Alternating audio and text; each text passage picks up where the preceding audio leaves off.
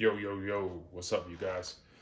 All right, I promised a long time ago that I was going to do a video on my cold brew, and you guys been waiting for a couple years.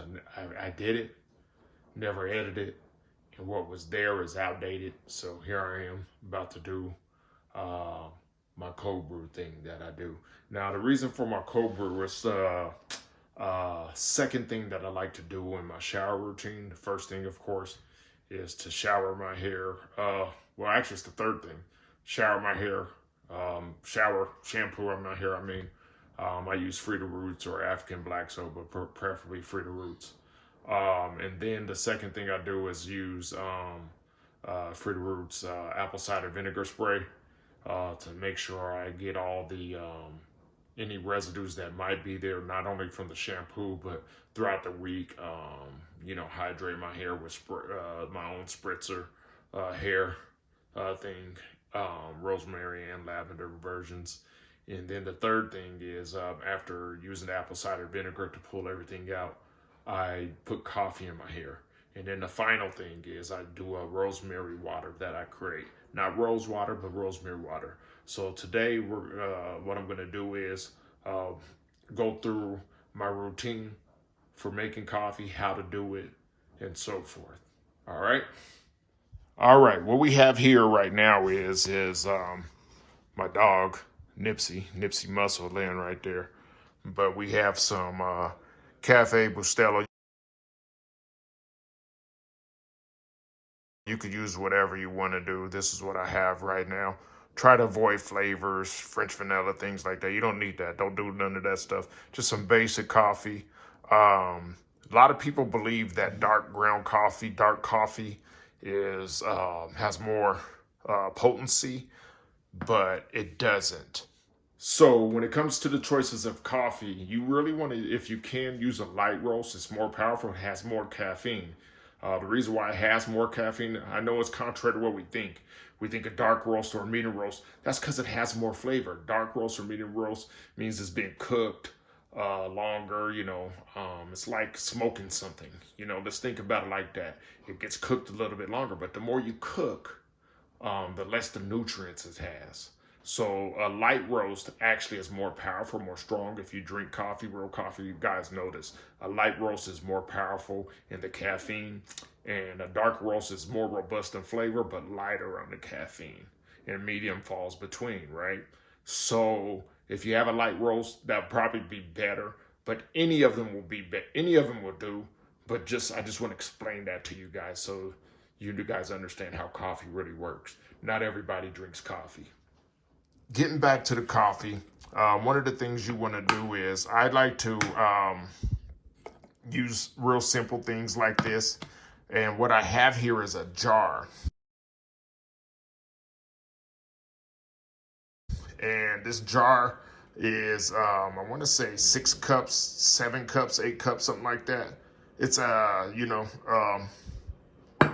I got this off of Amazon. This is for cold brewing. You see that little hole in the top? That's to pour it out and so forth like that. But yeah, this is made by Ball. It's their wide mouth, larger one. And it comes in a kit for cold brewing. And what's in there is this cloth, this bag. I forget the material that it's made out of. But you'll put the coffee in here. I'll go through that and show you how.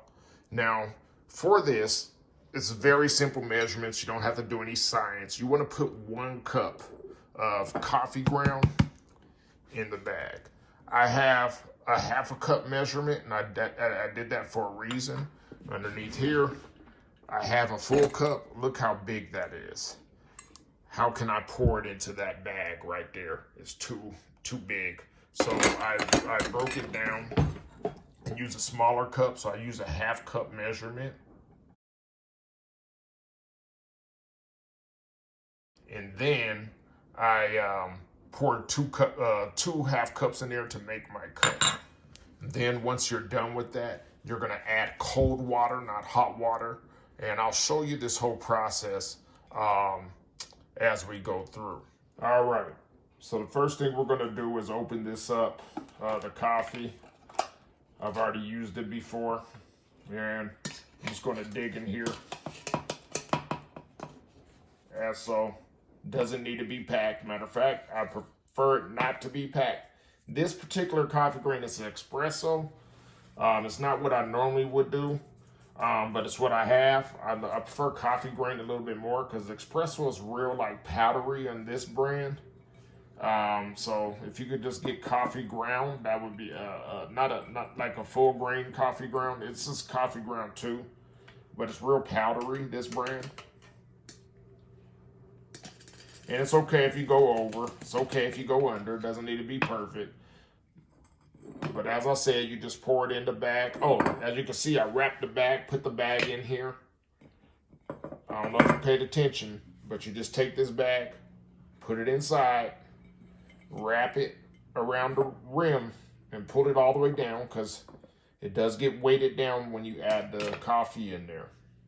And all we're going to do is just add this coffee in here. I lean it like that, turn it over, get it all out. And like I said, this one's a more of a powdery thing, and it just goes in as such, okay?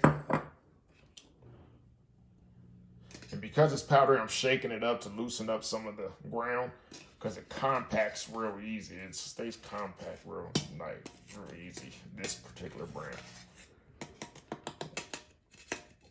Which is why the grain size is probably better with a different type. Turn it over again. This is the second scoop. Add that in. And then we just take it from there. And put the lid back on. Got a lot of things going on in the background as I'm filming. Please ignore. So once that's done, the next thing we're going to do is add the water to this. I'm going to show you that process as well. Adding the water, it takes a long time. You need to have a slower pour, slower drip. You can't just rush it. And just watch this process then as we move forward. But yeah, you're going to add cold water after this. All right, you guys. Next thing is we're going to add, pat this down, get some of that flaky stuff down on the bottom. But next thing we're going to do is add some cold water to this jar. And we'll take it from there. So this is the process. This is what we do. This is what we go through. Probably going to speed up this process because it's going to take a little bit of time.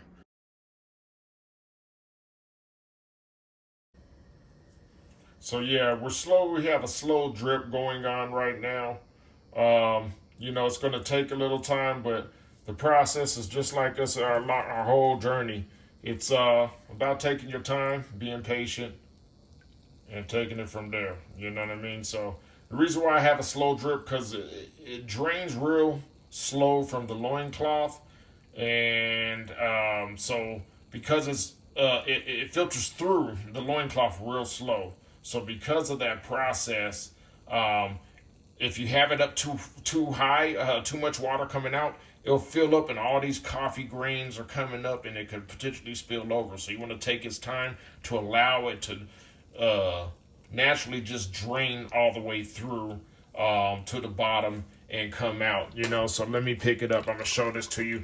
As you can see, it's filling in here as I'm doing this, but slowly filtering through the cloth. So, yeah, man.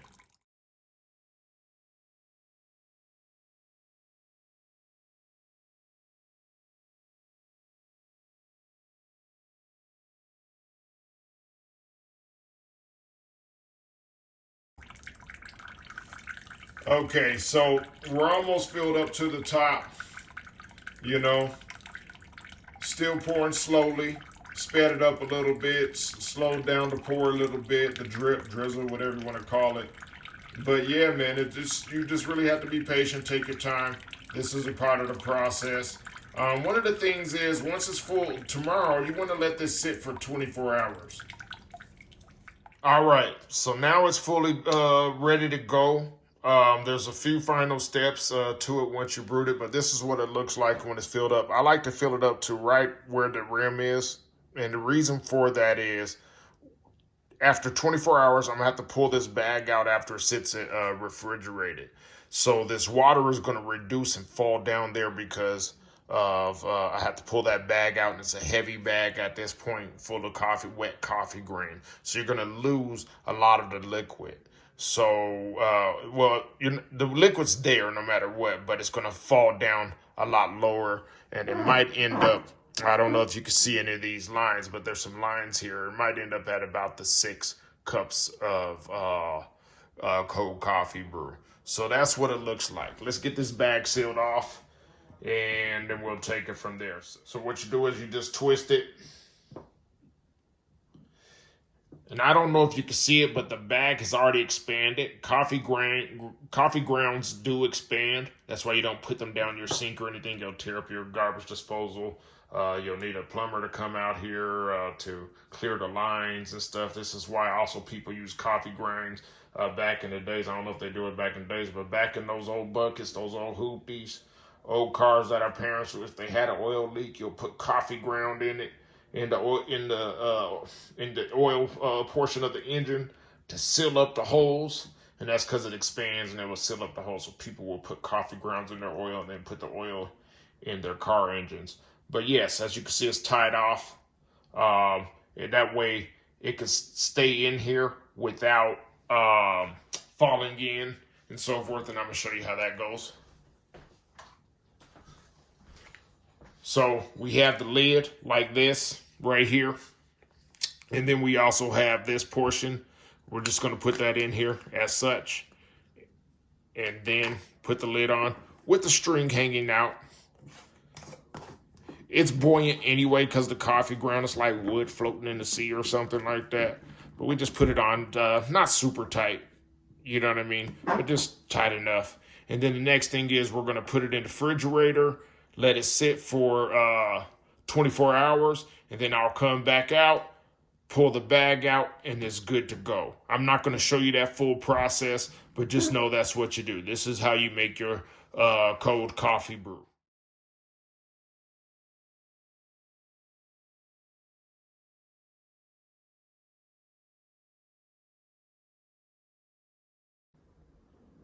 All right, it's been about 24 hours now for the cold brew tea. Looking pretty dark and rich, as you can see now. Everything's good. So what you do now is you take the bag from the inside. You want to drain it and let it spill in. As you can see, there's a little space up top, about right here, where the line starts. And you're going to see that that's going to fall down once you take the bag out, which is why you sort of overfill it so you can maximize it. So yeah, everything's going to end up pretty cool, pretty copacetic. So what I'm doing is I'm twisting it clockwise with my right hand, and my left hand just holding it still, and it's sort of like compressing the coffee grain and squeezing the coffee into the jar as such. So I'll continue to do this until I feel like it's sufficient. Okay, so now we're at the bottom of this. Everything is good. So here's the bag. All this is coffee ground in here now. And I just put this to the side. So whenever you're done with this, you want to set it to the side for a day or two, let it dry out, and it's easier to empty when it's dry versus wet. So, yeah, that's what I do. Here at my house, I put it up here in the windowsill. Next to in the windowsill is where I normally put it. But there's the cold brew coffee now. And as you can see, the amount is right below the top notch and right above the 6 cups of liquid. You know what I mean? But it's real nice dark brew. real nice. So what you want to do is, at this point, you'll just put both the plastic part, the pour part on there, and the lid.